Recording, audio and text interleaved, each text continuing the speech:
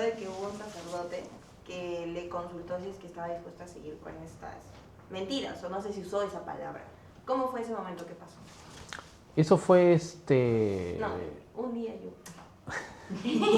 Un día yo llego a la iglesia de San Francisco, porque yo iba a los franciscanos, o sea, era franciscano, ¿no? Y uno de los padres, que era el asesor espiritual de todos los grupos en ese momento, y que era muy abierto a decir las cosas, me preguntó: Jorge, vampirín, porque me decían eso, vampirín, después de tu vivencia en la casa del padre Efraín y de leer todos estos libros, ¿estás seguro que quieres continuar con este camino de la mentira? Y yo, o sea, a mí me sorprendió que me diga eso, porque se supone que no tienen que decirte eso. Pero aparentemente él seguro vio mis dudas y que no me sentía contento, y quizás quiso ayudarme a tomar la decisión de no seguir el sacerdocio. ¿Y usted qué le respondió? Y yo le dije, no, ya no estoy seguro ya de seguir. Y bueno, ahí fue donde Sí, pero que usted que me tuerzo acá. Sí, ¿me puede presentar ahí? ya. Entonces ahí fue donde yo, bueno, ya no tomé la decisión completa de alejarme, obviamente, de la iglesia, pero ya no el hecho de ser sacerdote. O sea, dije, ya no, esto ya no va, o sea, no lo voy a hacer. Y más que todo porque es muy hipócrita, ¿no? Que el mismo un sacerdote te diga. Claro. El mundo de las mentiras te Claro. está despertando mucho. Exacto, ya si alguien de ahí te lo dice, es porque todo el mundo sabe, ¿no? Sí, ya, yo creo que hay más cosas.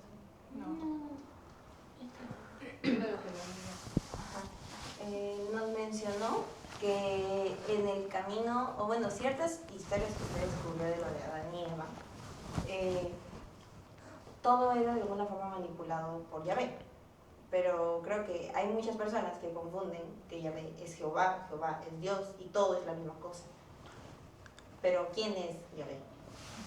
Bueno, sí, mucha gente confunde si Yahvé o Jehová es Dios. Para empezar, tanto Yahvé o Jehová son la misma persona, son el mismo ser, son el mismo Elohim. Yahvé es uno de los Elohims. Los Elohims son entes celestiales, espirituales, extraterrestres, por así decirlos, que vinieron con una misión de sembrar, por así decir, sembrar a la humanidad, ¿no? Y cada tipo de humanidad, o mejor dicho, cada tipo de raza. Entonces, cada uno de esos Elohims estaban a cargo probablemente de algún Edén, ¿no?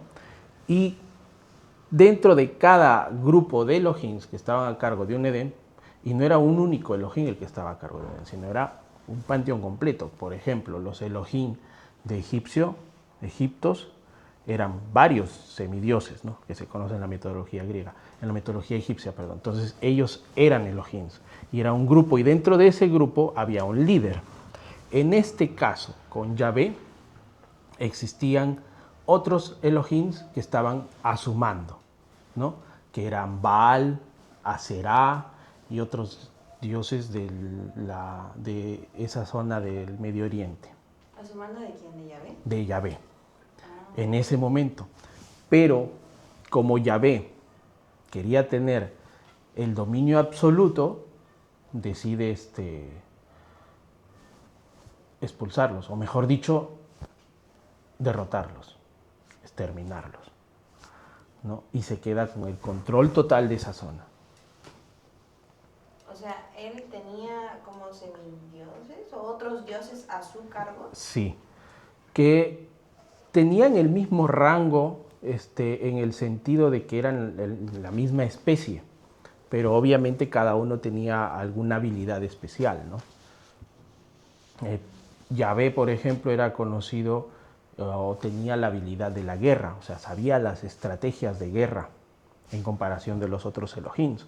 Por eso es que Yahvé termina derrotando a la mayoría de Elohims. ¿Y por qué Dios crea un Dios de la guerra? No sabría decir por qué Dios crea un Dios de la guerra, o mejor dicho, un Elohim de la guerra. Pienso que estamos hablando de seres superiores que de una u otra manera tienen que aprender o tener estas habilidades, porque si tenemos un creador que te da toda esa libertad, entonces quiere decir que el conflicto del bien y el mal siempre ha existido y que siempre va a haber guerras. Está en la naturaleza de todo ser de la creación, pienso yo. Entonces, él era uno de los señores de la guerra, o sea, era un dios de la guerra. Pero no era el único, o sea, habían otros Elohims, pero que no estaban específicamente en este plano terrenal. O sea, estaban los Elohims de los otros Edenes y él, y existían otros Elohims que no estaban en este plano, pero venían eventualmente a supervisar.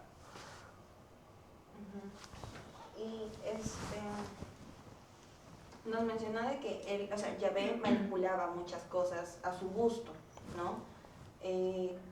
¿Todo esto usted lo descubrió en las lecturas de esos evangelios que no están en la Biblia?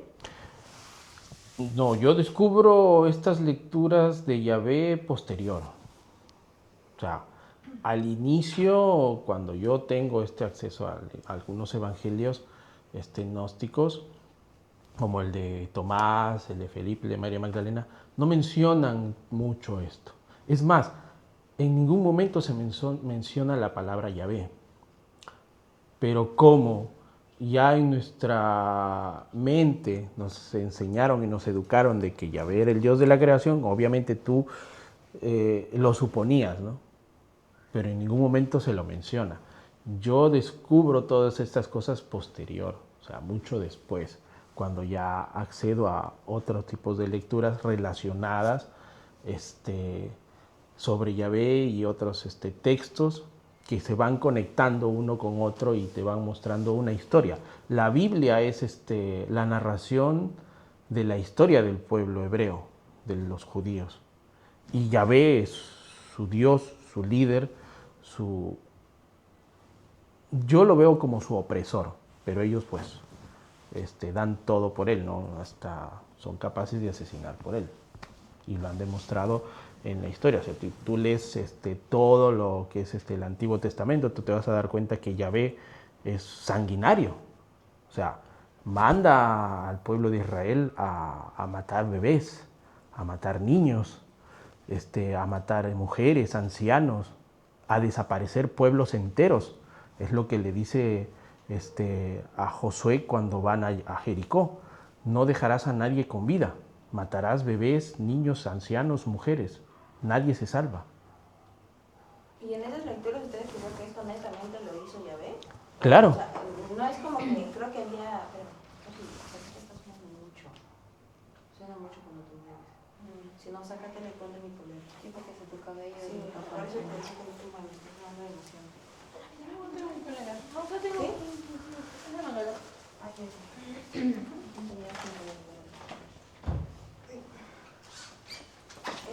O sea, en las lecturas que ustedes...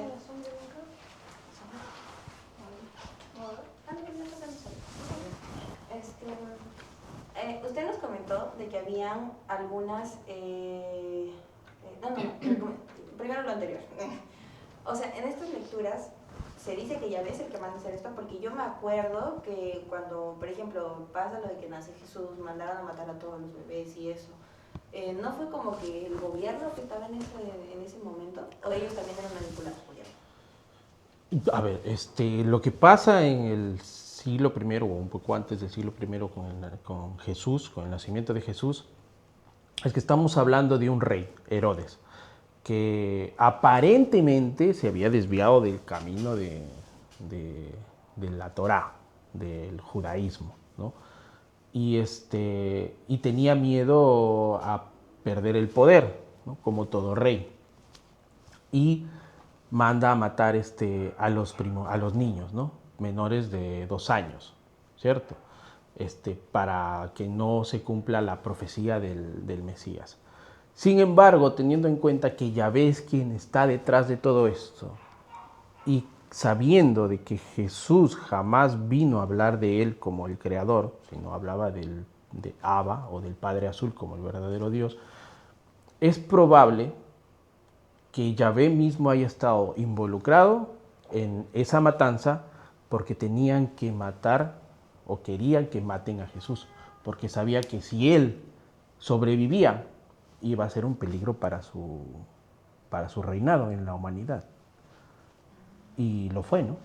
Porque después de que Jesús sobrevive a esta matanza y crece y da todo el mensaje que ha dado, que se ha perdido obviamente, pero quienes han mantenido vivo ese mensaje, se demuestra de que Yahvé con eso pierde. Claro. Bueno, ahí tenemos una buena conclusión para el capítulo. Para el tercero. Retomando con lo de Yahvé, para no inmiscuir ahorita lo de Jesús porque está bueno. ¿Cómo es esto de que Yahvé se revela? O sea, él estaba al mandato de alguna forma de Dios, ¿no? Que es lo que para eso mandó a todos los Elohines. ¿Cómo es que él se revela? ¿Por qué lo hace? ¿Por avaricia? Sí, él se revela por avaricia, por envidia, y no se revela directamente. Yahvé se revela. Sí, Yahvé se revela por avaricia, por envidia, por querer tener poder, pero no se revela directamente a Dios, sino se revela a quien estaba al mando de todos los Elohim en ese momento. Que no recuerdo el nombre del Elohim porque es muy complicado su nombre, pero en cuanto lo recuerde lo podemos comentar. Entonces él se revela a él, se revela a este Elohim que estaba al mando de todos. Obviamente revelarse ante él se supone que es revelarse ante el Creador, pero ya hemos mencionado que Dios da el libre albedrío, ¿no? Entonces él no interviene. O sea, cuando era el momento o se necesitaba cierta intervención, no lo hacía de manera militar. Ya lo vimos o lo mencionamos con el envío de Yeshua, ¿no? O sea, él no viene a buscar conflicto bélico ni violencia. O sea, fue un mensaje de paz, de amor, de comprensión, ¿no? Entonces, cuando el Creador decide intervenir, no considero que sea de manera militar. Y cuando Yahvé se revela, ¿qué es lo que él empieza a hacer?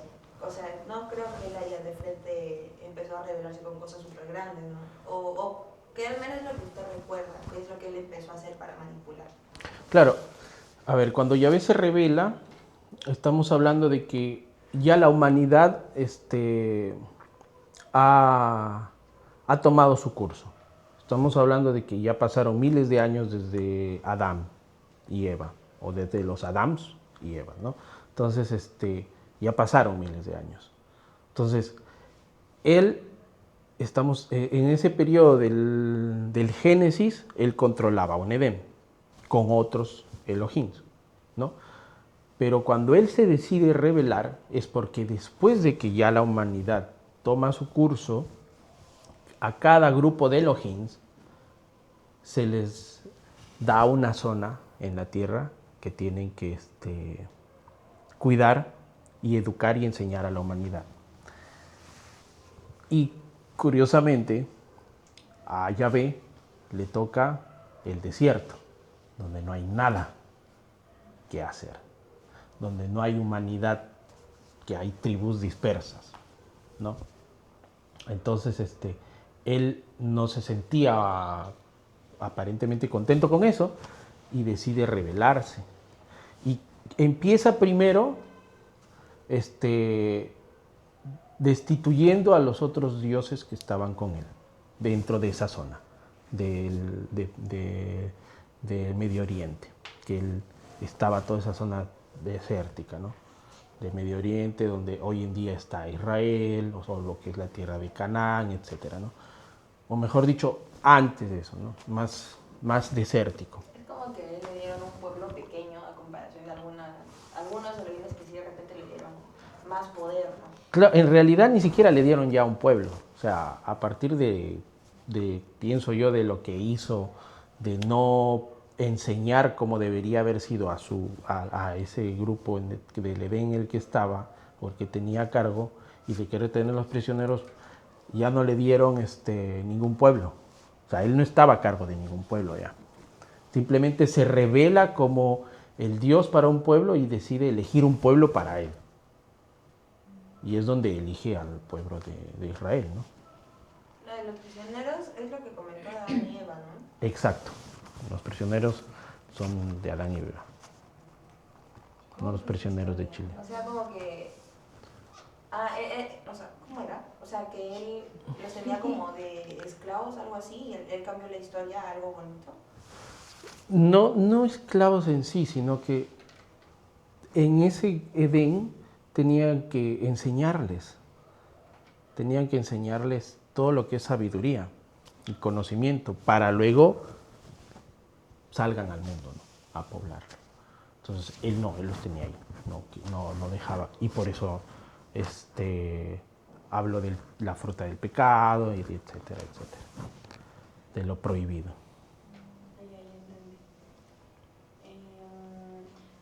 En este proceso que él ya se empezó a revelar, ¿qué hechos hizo? O sea... ¿Cómo lo manifestó? Claro, ¿cómo manifestó su revelación? Primero se manifiesta buscando un pueblo. O sea, necesitaba un pueblo al cual dirigir para que ese pueblo termine haciendo sus guerras, ¿no? Termine haciendo las guerras de Yahvé. Entonces se manifiesta primero con Abraham, ¿no? Él decide manifestarse a él como su pueblo elegido, y le dijo, ¿no?, que iba a ser un pueblo grande, multiplicado, y que iba a gobernar sobre todas las naciones, ¿no? Es lo que él quería. Entonces se manifiesta primero de manera suave,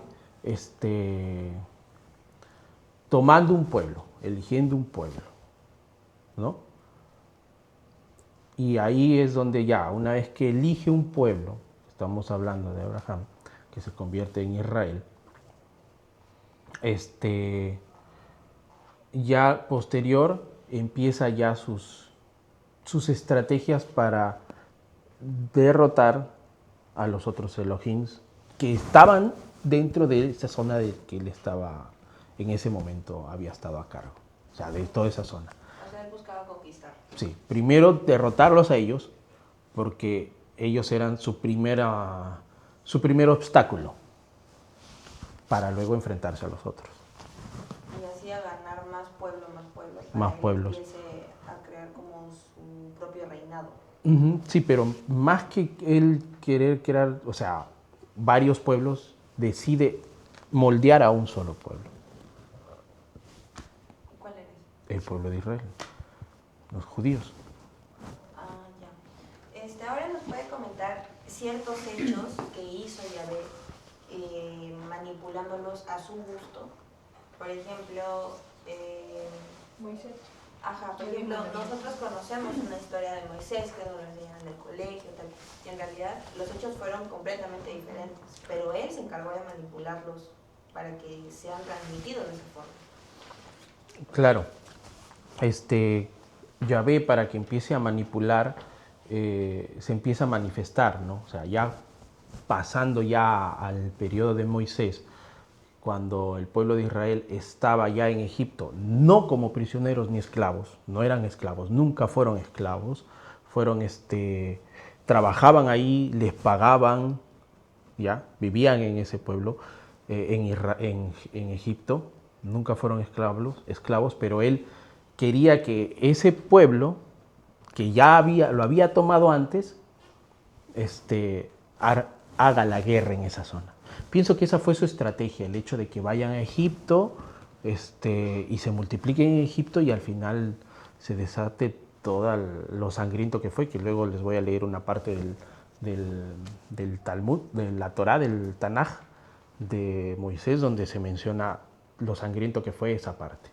Entonces, él se manifiesta a Moisés, a Moshe. Moshe le dicen, el pueblo judío le dice Moshe. Entonces manifiesta a Moisés y lo empieza a tratar de engatusar. ¿Ya? Él se le manifiesta en más de una oportunidad. Pero a Moisés no solo se le manifiesta Yahvé, se le manifestaron otros 2 Elohims más, porque sabían del plan de Yahvé, se dieron cuenta del plan. Entonces quisieron evitar que Moisés caiga en esa manipulación, ¿no? Pero no lo lograron, porque ellos se presentaban como yo soy el que soy, y Moisés creía que era el Dios creador, pero ellos le decían, yo soy el que soy como mensajero, o sea, no les decían que ellos eran el creador. Y Yahvé aprovecha eso y se vuelve a presentar en la zarza ardiente, se vuelve a presentar a Moisés como yo soy el que soy, el Dios de la creación, le dijo. O sea, le engañó que él era el Dios de la creación, el Dios todopoderoso. Para que lo siga. Exacto. ¿Y por qué Moisés? ¿Qué tenía de especial Moisés para que lo haya elegido a él? Porque Moisés había sido un príncipe egipto y tenía conocimientos de guerra. O sea, era un guerrero, un príncipe egipcio formado en el arte de la guerra, porque Egipto era un imperio y tenían conocimiento de guerra y otras cosas más, ¿no? Astrología, etc. Entonces, ¿por qué Moisés? Justamente por eso, porque él era el adecuado para que sea el general de todo, ¿no? El que dirija todo. Claro, y como él quería seguir conquistando, al tener en cabeza a una persona que sí sabe de guerra, ahí tenía una forma más certera de poder lograr sus objetivos, ¿no? Pero, o sea, supuestamente en la historia original, o en la que todos conocemos, el pueblo judío es esclavo. Claro. Y Moisés es esclavo, ¿no? Es supuestamente hijo de una familia de esclavos. Y en la historia contada, canónica, Moisés, en la matanza de los primogénitos, también supuestamente una matanza ordenada por el faraón Seti I, se dice que iba a matar a los niños, entonces a Moisés lo ponen en una cesta, en un Moisés, por eso, ¿no? Y va por el río Nilo, etcétera, y lo encuentra la princesa, la hija de Seti, que se llamaba Genmide, la princesa, la hija de Seti. Entonces, es probable que esa parte de que lo encuentran sea o no sea cierta, no lo sabemos. Pero para empezar, Moisés, el nombre Moisés tiene origen egipcio, no hebreo. Por eso es que luego los judíos le dicen Moshe, o sea, cambiarlo a su idioma, pero su origen de su nombre es egipcio. O sea, supuestamente en la historia canónica a él lo dejan como héroe, ¿no? Porque él Exacto. es el que libera al pueblo judío. Claro. A pesar de que tenía este conflicto real, no sé, el conflicto con el emperador y con el imperio como tal. Pero en realidad él fue el que llegó a conquistar al pueblo. O sea, él no fue ningún héroe en la historia, porque supuestamente en su cabeza él estaba haciendo algo bueno. Claro. Pero ese pueblo que él va a liberar, que en realidad no eran libres, sí estaban del lado de él, o sea, sí eran fieles a su Dios, porque ya Yahvé había hecho todo un entramado desde que habló con los primeros hombres de esa zona, con Abraham, con Jacob, y ya les había puesto su creencia de él, ¿no? Entonces ya lo veían como su Dios, ¿no? Ahora también hay una posibilidad de que Moisés haya sido Akenatón, que fue un faraón egipcio, que dio en un momento una orden de que Egipto se volvía un país monoteísta, de un solo dios, y se empezó a adorar solamente a Atón, al dios Sol, ¿no? O sea, es probable que haya sido la misma persona, como que no, porque también Akenatón hizo muchas cosas similares a las que se habla de Moisés. Un segundo, cámbiate. Sí, ¿no?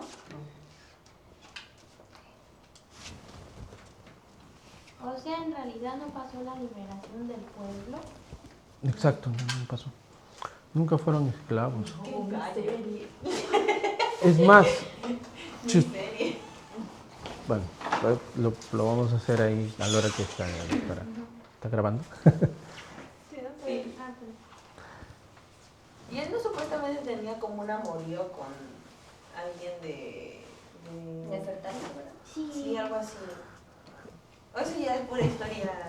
Eso ya es falso porque, a ver, está mal dicho de que Ramsés II haya sido el faraón del periodo del Éxodo, de ese periodo. No fue Ramsés II. Y por ende Nefertari tampoco tenía nada que ver con Moisés, porque Nefertari fue la esposa de Ramsés. Entonces estamos hablando que Ramsés incluso existió mucho antes de ellos. O sea, para cuando Moisés existe, ya estaban los templos de Nefertari y de Ramsés construidos. O sea, ya habían pasado siglos de la existencia de ellos. No fue eran la misma contemporáneos. No, nada que ver. El faraón de ese periodo probablemente haya sido ¿cómo se llama? Lo mencionan como el nombre del hijo de Ramsés en una serie. ¿Cómo se llama? Amenhotep. Amenhotep primero o Amenhotep segundo probablemente haya sido el faraón que concuerde con ese periodo de la historia de Moisés. Y en realidad supuestamente este faraón es el que fue atacado por Moisés y su pueblo. Exacto. ¿Puede decir eso? La guerra. O sea, cuando Yahvé se le presenta a Moisés en la zarza ardiente, en el monte del Sinaí, le pide que vaya a liberar al pueblo, ¿no? Es lo que dice. Pero en realidad lo que le pide es que vaya y arme una rebelión dentro de Egipto, para que haya un conflicto armado y bélico entre Yahvé y Osiris, que era otro Elohim. Y Moisés era quien representaba a Yahvé y el faraón representaba a Osiris. Entonces, todo era primero un diálogo, pero en realidad la guerra empezó desde que Moisés llega a Egipto. Y ganó, obviamente. Fue atroz, fue sanguinaria esa guerra. Muertos por doquier, y es más, les mencioné que les iba a leer una parte de la Torá, que es una parte del Éxodo. Estos libros son traducciones fieles del Talmud, de la Torá y del Tanaj, que voy a contar cómo descubro estos libros, que fue hace unos años, porque a pesar de que yo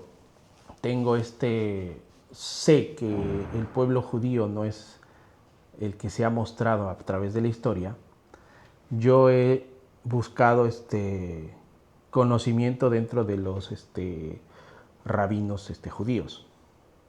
Entonces yo seguía en YouTube a un rabino judío ortodoxo, ultra ortodoxo en realidad, de Israel.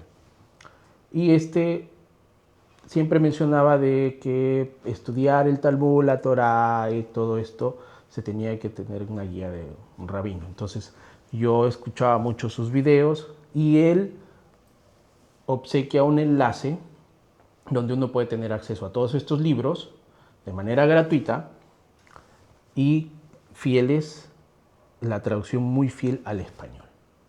¿Ya? Entonces estos libros son fieles a los libros originales escritos en hebreo, de los libros de Moisés, etc. Entonces, este es el libro de el Midrash se llama, que es el libro de Shemot, que es la parte del Éxodo. Y empieza justo después de la muerte de los primogénitos, ¿sí? De que Yahvé hace o mata a los primogénitos, ¿ya? Pero no fue solamente a los primogénitos, en realidad fue a más. Entonces empieza diciendo, era la mañana del 15 de Nisán de 2448. La tierra de Egipto estaba atestada de los muertos y de los expirantes. No todos los primogénitos habían muerto inmediatamente. Hashem, a Yahvé, los judíos le dicen Hashem, no utilizan el nombre de Yahvé por respeto o por miedo en realidad. Hashem distribuyó juicio individual a cada primogénito. ¿Qué quiere decir juicio individual? Los mató, o sea, entraron a matar, ¿no? Algunos perecieron inmediatamente, otros permanecieron retorciéndose en agonía hasta la mañana. ¿Por qué se retorcían de agonía hasta la mañana? Porque fue una guerra, fue una masacre. Y obviamente que entraban en guerra con su ejército y entraban y mataban, atacando, y probablemente no todos recibían una herida de muerte en el momento, pero sí heridas graves que los mataba posteriormente. Claro, se quedan agonizando. Exacto. Hasta la mañana. Y todavía otros sufrieron de la plaga por 3 días y solo entonces expiraron. O sea, la matanza fue varios días, semanas, incluso meses, la guerra. O sea, cuando llega a entrar a Egipto, probablemente duró semanas, porque las primeras plagas es guerra afuera. O sea, no había entrado a Egipto totalmente. Estaba asediando Egipto. Entonces ahí nosotros podríamos decir que las plagas en realidad que mandó Dios para... Nunca existió las plagas, fue la guerra que Moisés fue a hacer Claro. al reino. Claro, hubo guerra. Y por eso es curioso que en esta serie, que justo lo mencionamos hace un momento, uno de los hijos de Aarón dijo, este escenario es un escenario de guerra y está en los textos. ¿Por qué dice un escenario de guerra? ¿Puede decir eso de que las plagas en realidad no existieron, sino que las plagas son una palabra metafórica para la guerra que Moisés llevó? Exacto.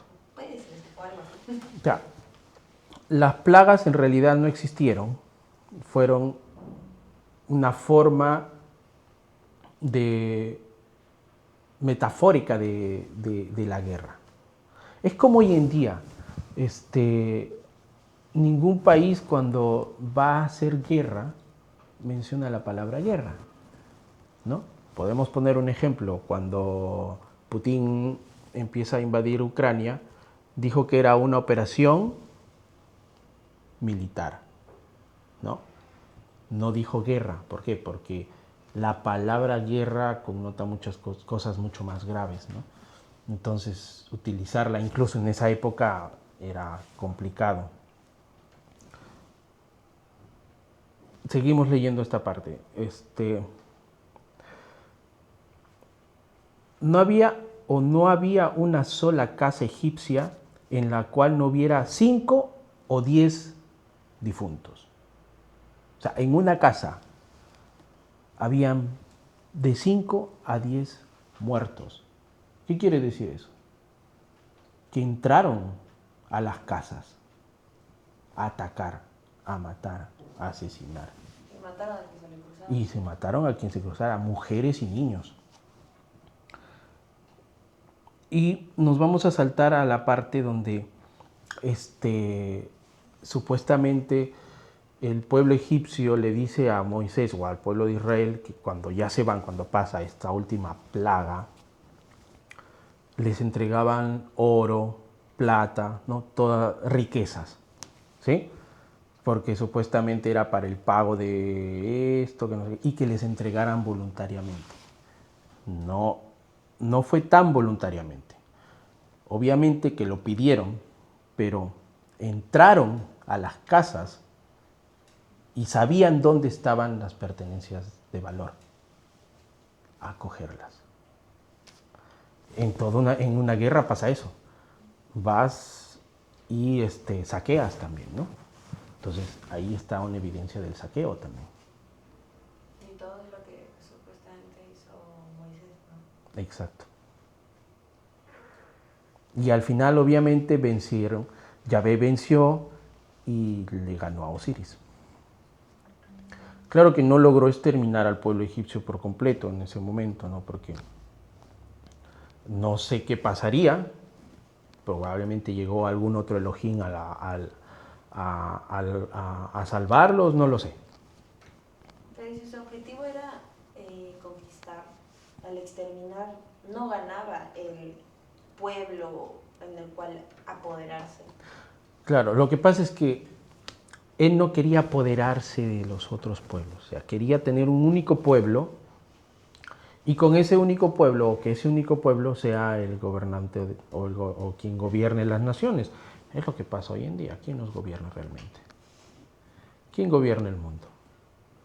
Muchos dicen que Estados Unidos, ¿no? Pero no, es Israel.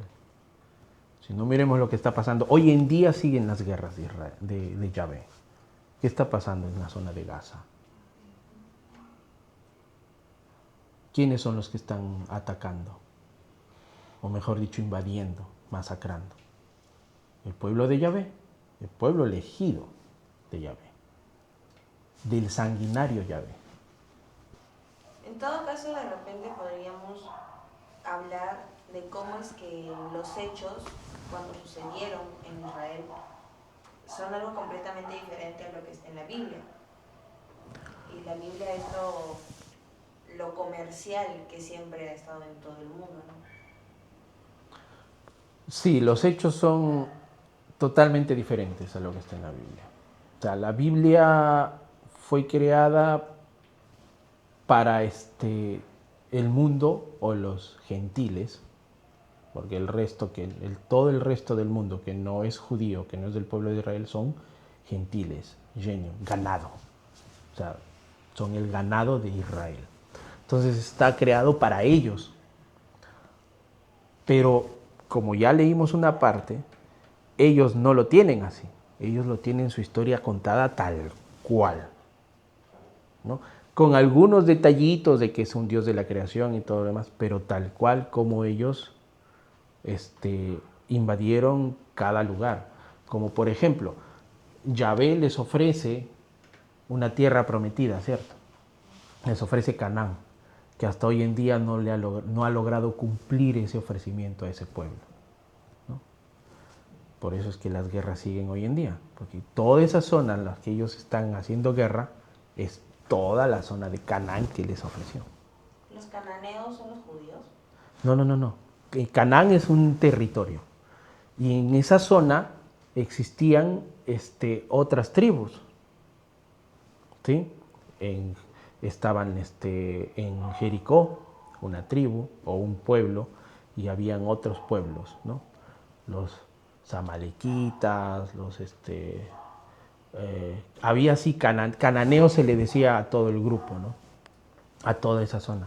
Entonces, él les ofrece y cuando los saca de Egipto con Moisés, y esos 40 años que se quedan en el desierto, no fueron 40 años de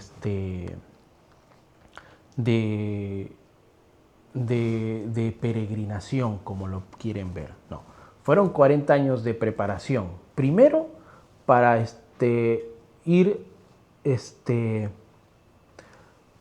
purificando las generaciones que venían de Egipto, porque a pesar de que habían salido de Egipto, algunos tanto, porque cuando salen de Egipto no solamente sale el pueblo de Israel o los judíos, también salen muchos egipcios que deciden seguir a Yahvé. Pero cuando están en el desierto empiezan a como que rebelarse, como que no les estaba gustando la situación y querían regresar a Egipto. ¿Sí? Y en el Antiguo Testamento se menciona el becerro de oro, ¿no? El supuesto becerro de oro y todo eso. Eso fue una invención para justificar la masacre que hacen los mismos judíos a otros judíos que no querían, que querían ya regresar, y en su mayoría egipcios que también habían salido. Porque en uno de los textos dice, estábamos mejor con el otro Elohim. Entonces, esos 40 años son de purificar ese pueblo, moldearlo y prepararlos militarmente. Y después de esos 40 años es donde inicia la operación militar, donde empiezan a invadir cada uno de los reinos que estaban en la zona de Canaán. Y así es como los judíos se fueron masificando. Ajá, exacto, así se fueron masificando. Porque lo que se comprende es de que su plan de alguna forma también era conquistar para masificarse y así la palabra de Yahvé sea la más conocida o la única, ¿no? Porque él se presentaba como el creador. Así es, era para masificarse, para imponerse como el único Dios creador. Y bueno, en realidad quien gobierna o quien es el Dios de este mundo es Él, pues, ¿no? Todos lo que ven a Él como el Dios. Y aquel que no lo ve como Dios y me cuenta todas estas cosas, te dicen hereje o te dicen, oye, eres un maldito por estar hablando esto de nuestro Dios, etcétera, de Dios. Te va a castigar. Te va a castigar, te vas a ir al infierno, etcétera, ¿no? Me quedé pensando en Hitler, mataba judíos. Ese es un tema muy, muy, muy... También tiene su lado de mentira esa parte. Pero no es bueno hablar de eso.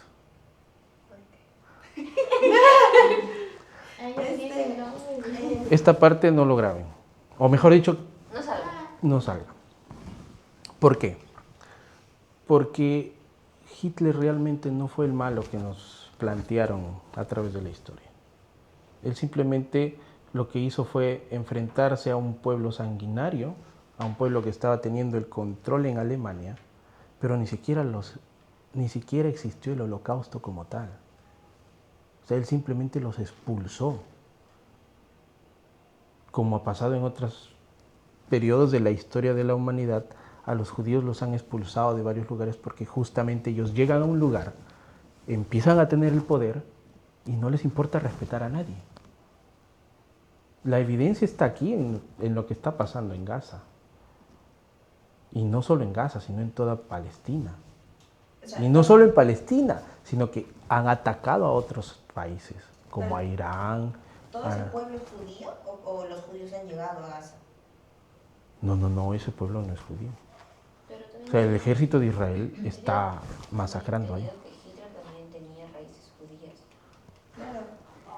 Eso es una forma que ellos quieren hacer para que no salga todo, pero en realidad no. Y científicamente se puede preguntar una cosa. Se supone que Hitler pone a judíos en estas cámaras de gas, de asfixia y de cremarlos, ¿no? Los quemaban. Entonces, si tú observas y buscas esas cámaras de gas y que era para quemarlos, para prenderlos con vida, y dice que fueron más de 5 millones que murieron de esa manera, ¿no? Si tú buscas esas cámaras de gas, tienen una salida arriba de ventilación. Y científicamente, ¿cuántos grados se requieren y cuánto tiempo se requiere para que un cuerpo humano se calcine y se incinere? 1000, 1200 grados de llama ardiente y se demora 24 horas para un cuerpo. ¿Cómo es posible que 5 millones en tan poco tiempo, teniendo en cuenta que hay ese espacio de oxigenación, se logre incinerar esa cantidad de cuerpos? Científicamente no se puede. O sea, no hay forma. No hay forma que se logre. Claro. Si cuando hoy en día cuando muere alguien y lo quieren cremar, ¿cuánto tiempo se demora? Tienes que esperar varias horas ahí. Y eso que tiene tecnología avanzada. Imagínate en esa época. Pero como les digo, o sea, ¿por qué no se menciona eso? Porque es controversial. Algunos lo ven como que no. Y si tú les dices, oye, pero ¿y si esto no fue así? Te dicen, estás loco, nazi. No, pues no eres nazi, estás remitiendo a hechos históricos, pues, ¿no? Y científicos. Claro, se alarman. Claro. Ahora sí ya. La relación allá con Jesús. Sí, pero solamente quiero hacer otra pregunta de claro, Espérame. Hoy día hacemos Yahvé sí, y otro día hacemos Yeshua. ya. ¿Ya? Porque si no, después. Sí, Solo para que den la conexión. ajá, tenemos que dar la clase de corrección nada más. No, pero todavía vamos a continuar con Yahvé. Solo una última pregunta. Ya. O sea, como que quiero dejar en claro el cómo es que él tuvo el poder. ¿Cómo es que él tuvo el poder, o sea, de poder manipular la Biblia? De poder, por ejemplo, lo de María Magdalena, lo de los discípulos. O sea, él manipuló todo a su antojo y esto fue lo que se comercializó. Porque esta misma versión de la Biblia está en todas partes del mundo. O sea, ¿cómo es que fue tan grande su poder para que él llegue a hacer todo esto? A ver, ¿cómo es que logra hacer todo esto? Para empezar, la Biblia es una creación de él. ¿Sí? Porque los textos que escriben las cosas reales y que hablan de Enoc, por ejemplo, del creador y de otros Elohim, no tienen ninguna relación con la Biblia ni con Yahvé. O sea, estamos hablando de otros Elohim que, o mejor dicho, de otras culturas que escribieron todo esto, ¿no? Pero la Biblia, el Talmud, la Torá, el Tanaj, el Antiguo Testamento como tal, son creación de él. O sea, son sus mandatos de él. Y por eso es que un error que todo el mundo comete y que cree que son 10 mandamientos. No son 10 mandamientos de Yahvé. Son 108 mandamientos. ¿Por qué tantos? Porque así lo dijo. Y por ejemplo, otro error que se comete, ¿cuál era el segundo o tercer mandamiento? ¿Cuál es el mandamiento que dice no matarás? El tercero, me parece. O el cuarto. Bueno. A todos nos han enseñado como que... Sí, pero yo me lo sé al revés. A todos nos han enseñado no matarás. Pero en realidad no dice esto. O sea, y esto lo saqué de este rabino que les comenté. El mandamiento en realidad dice, no matarás a tu hermano de sangre, a tu hermano de creencias, ni a quien cree en el Dios Yahvé. Mas sí asesinarás a los enemigos de Yahvé, a los enemigos del pueblo. O sea, en pocas palabras, Quinto mandamiento. no matarás entre ellos, pero al resto nos pueden masacrar y asesinar y hacer lo que se les antoje. Exacto. ¿Y cómo llego a esto? Porque es curioso que a este rabino le hacen la pregunta sobre eso. Y él dice, no se confundan. y cuenta eso. No matarás esto, pero a los enemigos de Hashem sí se los tiene que exterminar. Así lo dice. Y es como contradictorio, ¿no? Que ellos crean en alguien que está haciendo daño, o sea, que se está metiendo en una doctrina prácticamente. Bueno, no contradictorio, porque hay que recordar lo que les mencioné. Esos 40 años en el desierto fue el tiempo necesario para que Él los moldee a su antojo. ¿No? Por eso es que ellos hacen y actúan ciegamente, ¿no? Y ahí se perdió un poco bastante, creo yo, si no es todo, lo que es la palabra principal de Dios, ¿no? Lo de la bondad, el amor, la compasión. Porque en realidad durante todo este proceso no existe. Claro, se pierde todo eso, todo eso, se pierde. ¿Algo más que quieran saber de lo de Yahvé? ¿Qué es lo que investigar de Yahvé? Digo, y la mía. Estoy investigando lo de Yahvé. ¿Tienes alguna consulta?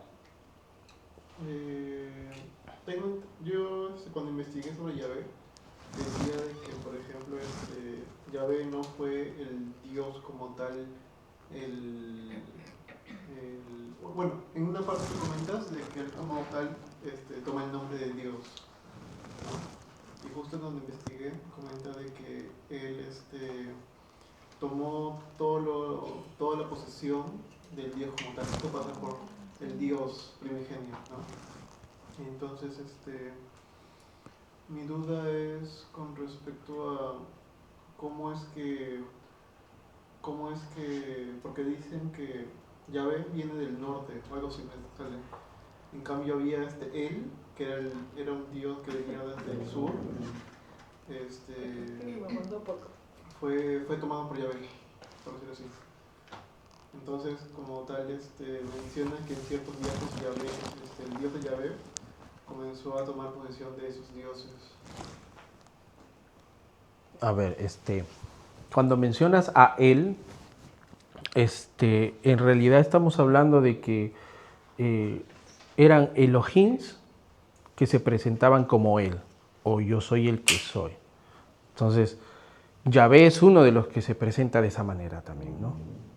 ¿Por qué? Porque era una connotación de mensajero en realidad. O sea, eran mensajeros del Creador, ¿no? Gabriel es uno de los mensajeros del Creador, ¿no? Gabriel, Rafael.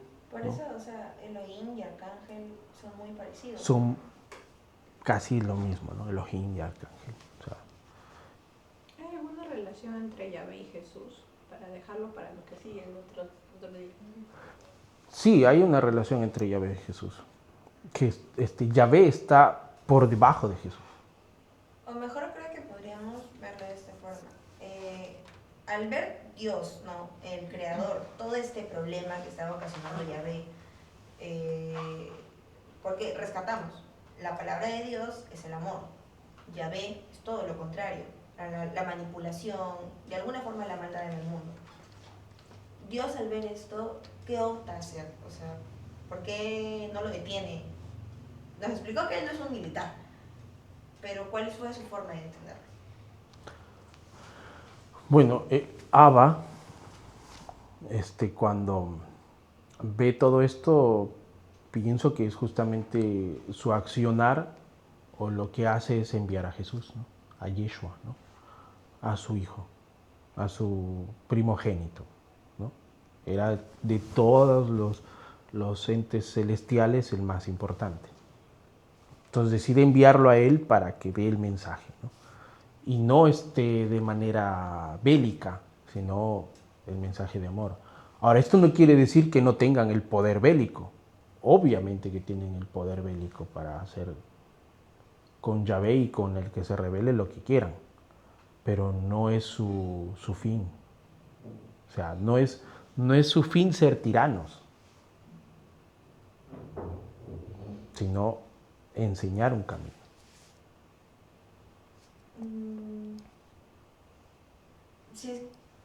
supuestamente Jesús fue enviado para detener a Yahvé, ¿no?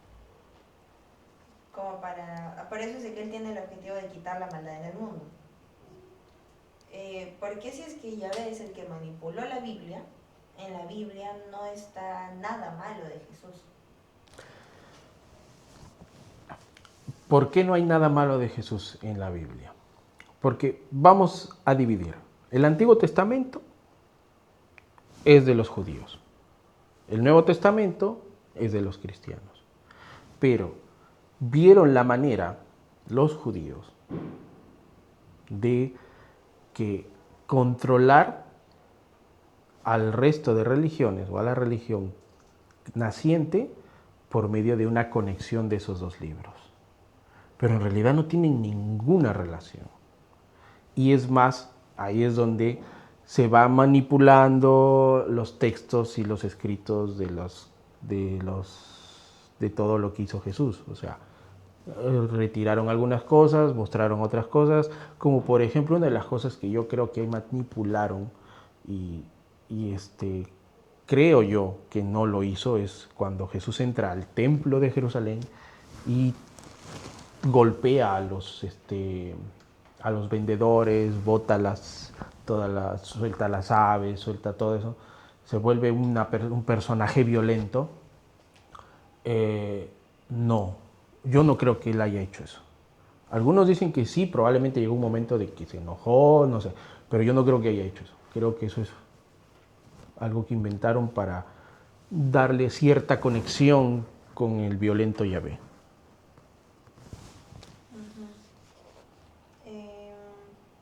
Podría darnos como un adelanto, o sea, más como una frase intriga de que en realidad en estos libros que usted encontró habían los años perdidos de Jesús, parte de su vida que la iglesia busca ocultar.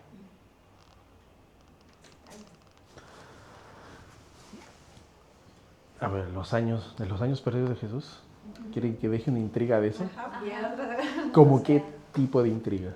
O sea, por ejemplo, cuando yo encontré estos evangelios y descubrí lo de Yahvé, también descubrí que hay años de Jesús que no están en la Biblia y los pude ver, algo así. Ya. A ver, vamos ordenando.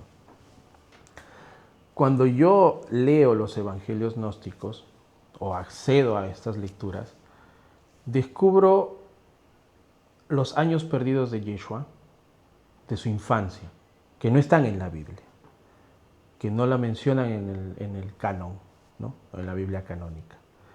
Y en estos evangelios de la infancia de Jesús, que no es un único, está el evangelio de Pedro, que tiene una parte de la infancia de Jesús, el evangelio de Felipe y el evangelio de Andrés, que tienen una parte de la infancia de Jesús. Hay un hecho muy, muy perturbador realmente del niño Jesús, que está experimentando con sus poderes, ¿no? Es un niño que está explorando su naturaleza divina. Y en esa exploración hace cosas que para el mundo es atroz. Sí, está buena. ¿Algo más?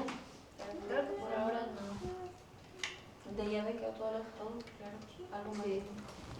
Yo tengo una pregunta. ¿Cómo te sientes después de conocer todas estas cosas? Teniendo en cuenta tu época de acólito, ¿no? Yo también pasé un momento en el que me desligué mucho de la iglesia, en el sentido de que, por ejemplo, yo tengo otra creencia, ¿no? Cuando yo era pequeño, justo pasé por el cuarto de mis padres y había un documental que hablaba de la iglesia y habla de que mayormente cuando todos vayamos al cielo vamos a ir sin memoria. Entonces yo siento que soy una persona muy ligada con, por ejemplo, yo respeto a Dios, pero yo si tuviera que escoger entre mis padres y Dios, preferiría a mis padres. Entonces no soy mucho del gusto de ir al cielo y olvidar todo. Entonces, por ello sí me fui separando de la iglesia. Interesante, ¿dónde viste ese documental que también está muy errado? Porque cuando nosotros vamos a morir, en realidad no te olvidas. Hay la reencarnación. O sea, Yeshua incluso creía en la reencarnación. O sea, tú mueres de este mundo, pero hay una posibilidad, de acuerdo a tus hechos en este momento, que tú vuelvas a reencarnar. ¿Por qué? Porque te falta probablemente llegar a despertar, a esa iluminación. Entonces tienes que reencarnar y reencarnar hasta que logres esa iluminación. Y es curioso, no sé si a alguno de ustedes les ha pasado, pero uno tiene a veces ciertos recuerdos de vidas pasadas que se te aparecen por sueños. Ajá. O llegaste a algún lugar que nunca habías visto y dijiste, yo estaba acá. O ves una foto de algún lugar y dices, oye, yo estaba acá. O con personas que también, o sea, no les veo el rostro, pero... Exacto, aparecen en tus sueños personas que han estado en tu vida, pero no se ve el rostro. Y a veces aparece el rostro y se desvanece. Entonces son recuerdos de tus vidas pasadas. ¿Te ha pasado eso? Una vez, o sea, no en mi caso, pero... ¿Y qué pasa cuando ya tienes esos recuerdos? Que ya cuando empiezan a aparecer ese tipo de recuerdos o de tus vidas pasadas, quiere decir que ya estás despertando. Ya estás entrando en el nivel de conciencia. Y supuestamente esto del cielo y el infierno, no ha habido pruebas, o sea, nadie ha llegado a comprobar que realmente alguien se vaya a un paraíso o que alguien se vaya al infierno. A vivir toda su eternidad castigado bajo llave o algo así, ¿no? Pero ¿por qué la gente se aferra tanto a que, o sea, yo por ejemplo, a mí me ha tocado que tengo familiares que sí son muy creyentes, ¿no? Y dicen, no, pero es que tienes que pegarte a la iglesia, no seas así, que cuando yo me vaya me quiero ir contigo. O sea, es como, quiero salvarte. Ajá. Lo ven muy de, como, si tú te estuvieras yendo al matadero porque no sigues lo mismo que ellos creen. Lo que pasa es que ya están manipulados, ¿no? O sea, ya están con el miedo insertado. O sea, y es más, ya está en nuestra genética, ¿no? Ahora está en que cada uno puede modificar esa genética, ese ADN, se puede. Mi papá me dice, somos energía, una parte de nosotros se va a quedar acá siempre. No, porque, claro. Sí, pues. Puede decir esto de que el cielo y el infierno, o sea, decir como que incluso el cielo y el infierno no existen, porque Dios no castiga, Dios no es miedo, ¿no? O sea, según entiendo, Dios no quiere dar ese mensaje. Claro. ¿No? Ya, a ver.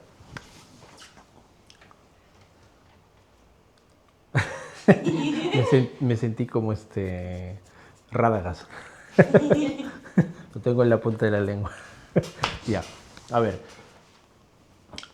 Dios, el creador, ¿no? El Abba, nos da el libre albedrío, ¿no?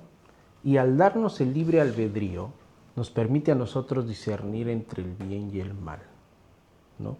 Incluso experimentarlo. Todos somos dualidad, todos tenemos bien y mal.